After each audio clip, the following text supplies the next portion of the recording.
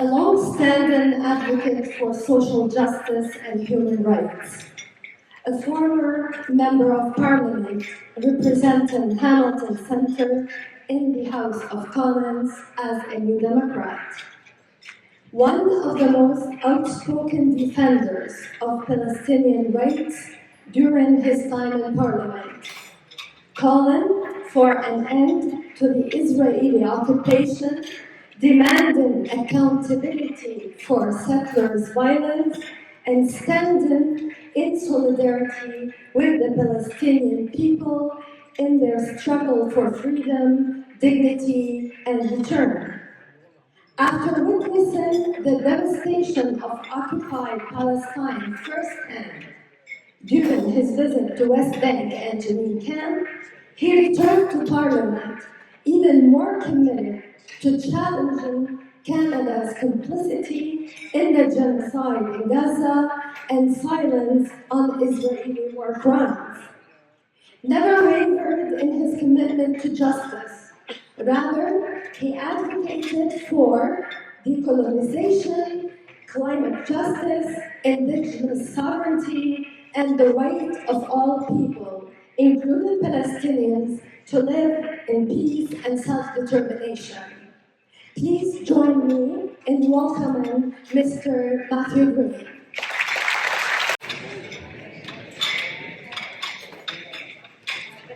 Diplomatic protocol having been observed, I would like to begin by first bringing greetings and welcome to our excellencies, to our honored and distinguished community faith leaders, to the other community associations who took time to be here tonight, and of course, to the Syrian Canadian Club. I say good evening. Thank you. As is tradition, the thing that I love to do when I'm in community is remind people that attend events like this how they happen. So before I provide my remarks, I would like to ask that all members, past and present, of the Syrian Canadian Club, please rise and be acknowledged. All members, past and present, please stand up.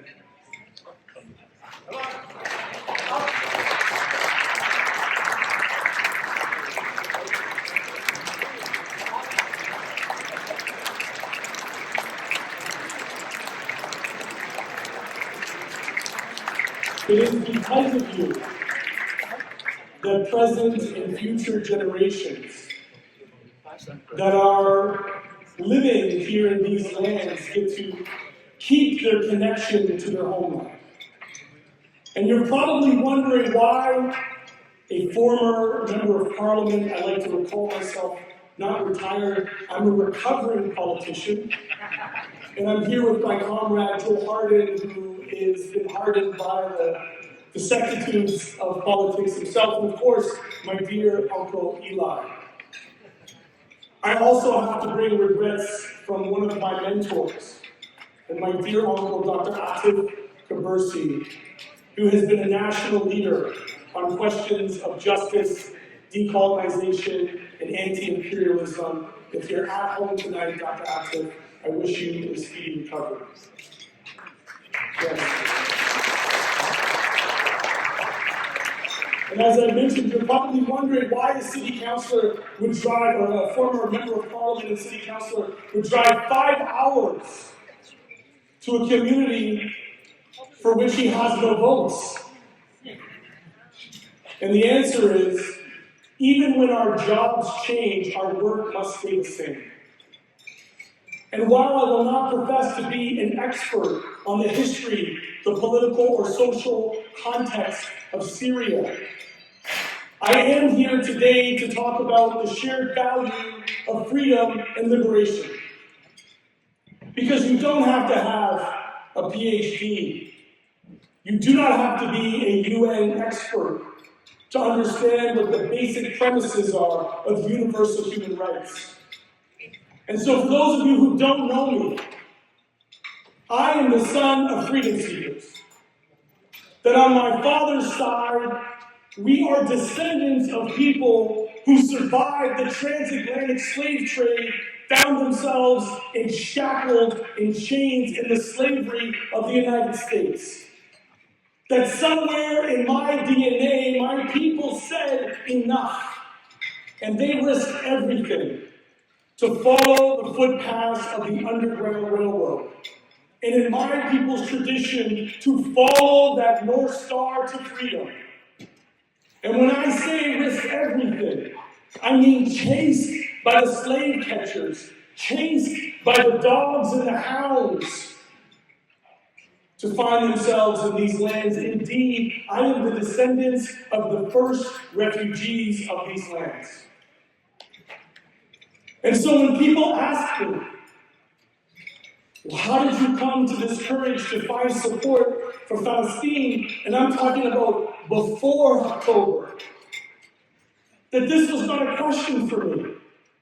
Because, like many of you who found these lands, who came to this country to find your freedom, to get refuge from whatever scenario you faced, be it war, be it authoritarianism, be it attacks on your religion or your creed, that when we come here with that shared experience that we believe that this country can be a better place to raise our families. You have made, many of you in this room, the ultimate sacrifices for future generations.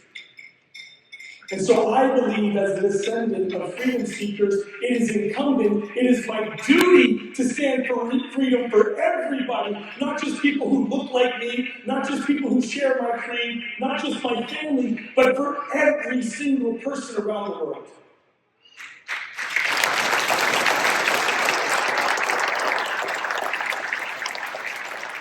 And so when the call came to come and share some of my experiences as a member of parliament advocating on the question of Palestine and why that matters when you look at the international order of the world. Indeed, if you have a knowledge of the creation of the United States, of the United Nations itself, you will know that that history is rooted in the question of Palestine.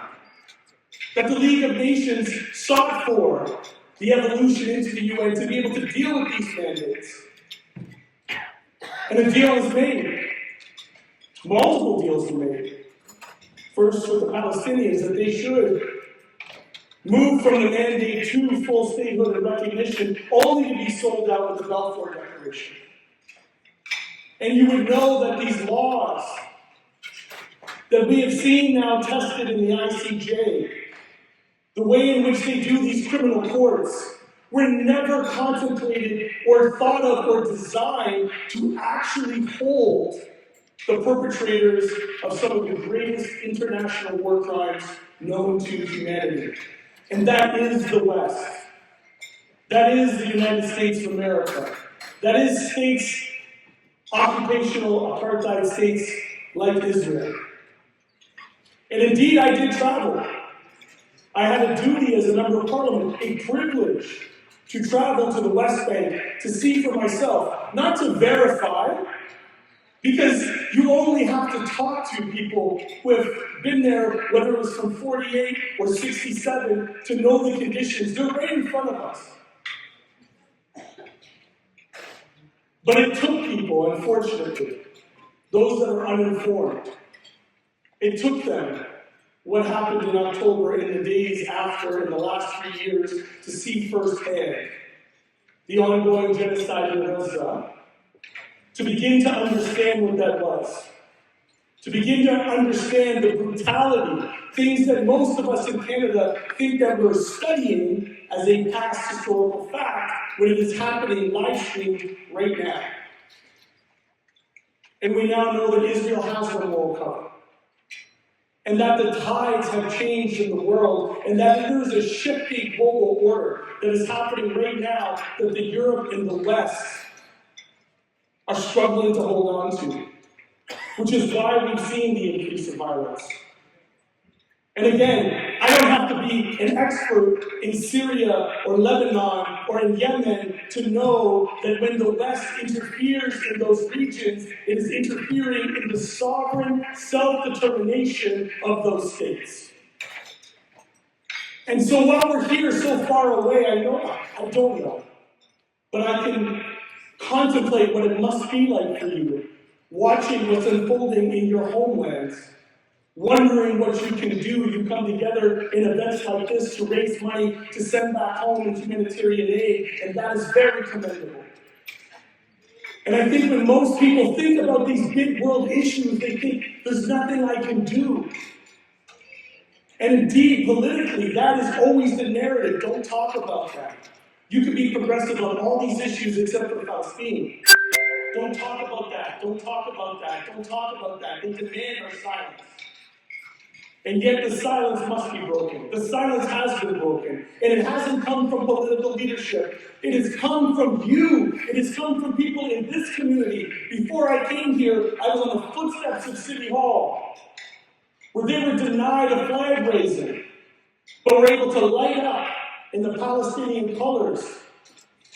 People who have been protesting week in and week out for justice, for an end to the genocide, who've been brutalized by police, who've been fined for using amplified speakers, that today, sisters, brothers, and siblings, today they were able to proudly stand on those footsteps and sing the Palestinian national anthem, and call for a free Palestine, and demand an end to the genocide, and demand an end to the occupation. And so if you're wondering if you have power, you might not have power at the UN. You might not have power vis-a-vis the United States of America. But you have power here. And I'm here today, a 5-hour drive, to call you into action, to call you to continue to stay in action. Because your voices here matter. And while we don't control what happens back in your countries, in fact, I would prefer it if Canada and the West did not interfere with the self-determination and the sovereignty and the liberation of your homelands. But in fact, what we must do here is hold our governments accountable, so that when we know that there's interference, when we know that there's arms trades to regimes that are oppressive and committing war crimes, when we know that we have our trade deals tied, those trade deals must be conditional on international law. They must be conditional on human rights. And if they are not, we must end those trade deals.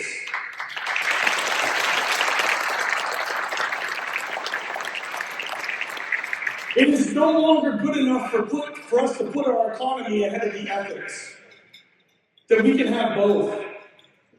That we can have an ethical economy, one that does not depend on colonialism, Western imperialism, and war all abroad. And yet just this week, there's going to be a vote on a budget that is going to propose putting some $50 billion a year into the war machine. And let's be crystal clear, this is not partisan. These are facts.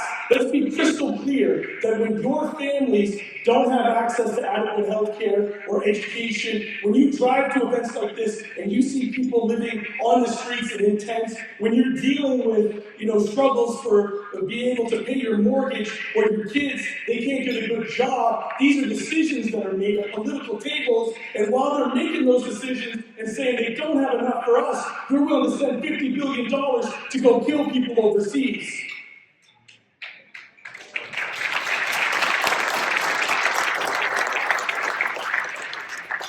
And there are those that would call those types of comments radical.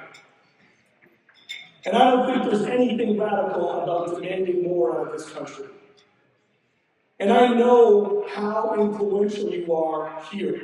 In Hamilton, after the last war in Syria, we settled up to 1,000 Syrians in Hamilton. Within years, they became cornerstones of our community. In fact, we're present for when other waves will come, and are present now when we're getting Palestinian refugees coming through. The role that you play to backstop the failures of the upper levels of government cannot be overstated. That when you get together as communities, not just the Syrians, the Lebanese, all of, whether it's the Muslim, Christians, what have you, when you come together and you support one another here, I believe that is living the politics that I've heard you profess about the party that you're here to honor tonight. So I'm going to say this, sisters, brothers, and siblings. It's not good enough to come and to celebrate an anniversary. I want you to leave here thinking about how can I continue this legacy of justice, of fairness, and of liberation, not as an idea on a homeland far away, but as a way that you engage with Canadian politics here on these lands. And I wish for you all the opportunity, as these times are shifting in your homelands, that you do have the ability to go back and help rebuild where you can. And you can use your expertise and your economic power to do that. I call it on you. That is your duty, and you know that to be true. And I want you to know that as you do those things, and you're seeking for that type of political support, that there are still people here in this country, like myself, like my brother Joel, whether we're elected or not, we will be here standing with you, shoulder to shoulder, step by step, until we get to that place where all of us can be free, not just here, but all around the world. Thank you so much for having me here tonight. Thank you so much for your hospitality. I appreciate you. And I will be here Uncle Eli, Uncle Atif, anytime you call. Thank you.